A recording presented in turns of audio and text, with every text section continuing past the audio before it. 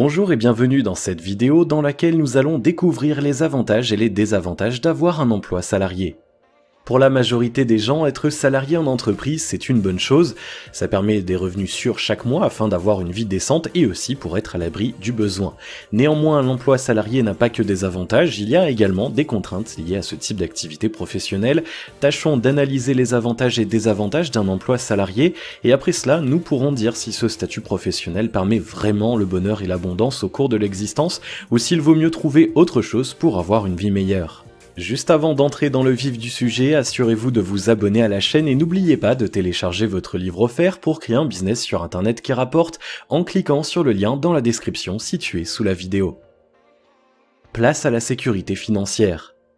Il est clair que personne ne peut mener une vie décente sans une bonne rentrée d'argent. Voilà d'ailleurs la raison pour laquelle la plupart des gens cherchent un travail en entreprise. Après les études, en effet, c'est la première idée qui vient à l'esprit, le tout est d'obtenir un poste en rapport avec ses diplômes et compétences. La logique est simple, il est possible d'obtenir un poste à responsabilité dans une entreprise quand on a le diplôme adéquat, des qualités comme le dynamisme et le charisme et également de l'expérience bien entendu. Ce sont surtout des qualités essentielles pour pouvoir garder un emploi en entreprise pendant de longues années jusqu'à la retraite. Quels sont les avantages et désavantages d'un emploi salarié ? L'un des avantages permis par l'emploi salarié est la sécurité financière. L'individu aura toujours de l'argent pour ses charges personnelles et familiales et peut ainsi prétendre à l'indépendance financière. Les joies des promotions.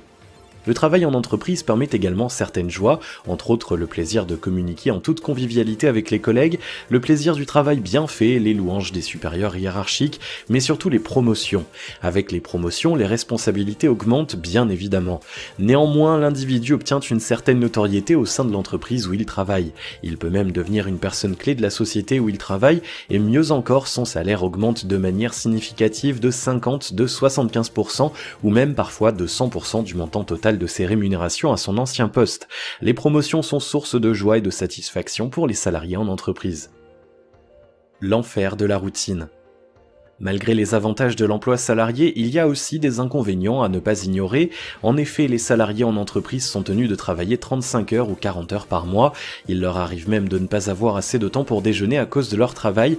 Ainsi, certains salariés se contentent des fast-foods et mettent ainsi leur santé en péril. Il leur arrive même de revenir travailler le week-end et les jours fériés pour les besoins du travail ou encore pour les indemnités afin de gagner plus d'argent. Dans tous les cas, le travail en entreprise prend beaucoup de temps. De plus, il ne s'arrête pas avant l'âge de la retraite, notamment pour les personnes qui sont fidèles à leur poste. Le travail prend toute la jeunesse des travailleurs en entreprise. Ils n'ont également pas assez de temps pour eux et pour leur famille. La nécessité de gagner de l'argent et de s'enrichir de par le travail prime sur l'envie de profiter pleinement de chaque jour de son existence. Les salariés en entreprise essayent d'éviter de souffrir de la routine et de la pression dans l'exercice de leur métier. Des chefs d'entreprise proposent des soins de bien-être comme les massages en entreprise ou le shiatsu pour mieux soutenir leurs salariés. Néanmoins, le travail en entreprise reste toujours un sacrifice nécessaire.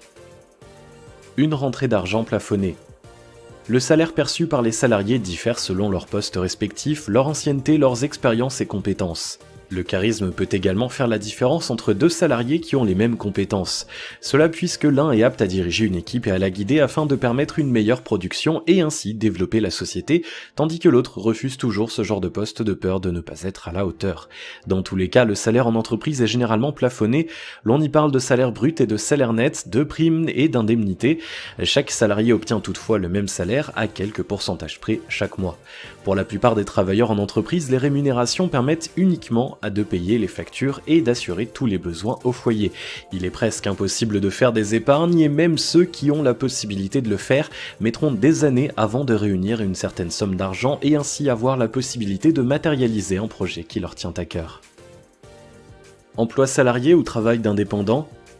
Après analyse des avantages et désavantages d'un emploi salarié, la question qui se pose est alors de savoir s'il faut aimer ce type de profession ou s'il est plutôt judicieux d'opter pour un travail d'indépendant. Eh bien effectivement, le travail d'indépendant peut faire gagner beaucoup d'argent.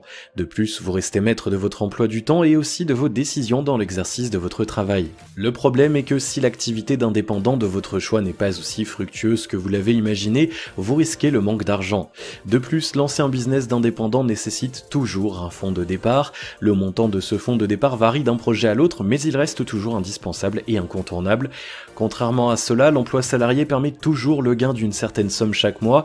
L'individu se met donc à l'abri des problèmes financiers. Au final, vous vous demandez quoi faire. Eh bien, il est judicieux de faire une petite économie, le temps de trouver des fonds, de lancer un projet de son choix après une bonne étude des marchés et tâcher de le développer. Pendant ce temps, il convient toujours de garder son emploi en entreprise, et quand le business d'indépendant connaît une bonne croissance, le salarié pourra ensuite voir s'il en fera son activité principale, ou plutôt comme une activité pour arrondir les fins de mois et aussi pour avoir plus d'argent à épargner. Si vous avez aimé cette vidéo, merci de liker, partager, commenter et surtout vous abonner à la chaîne.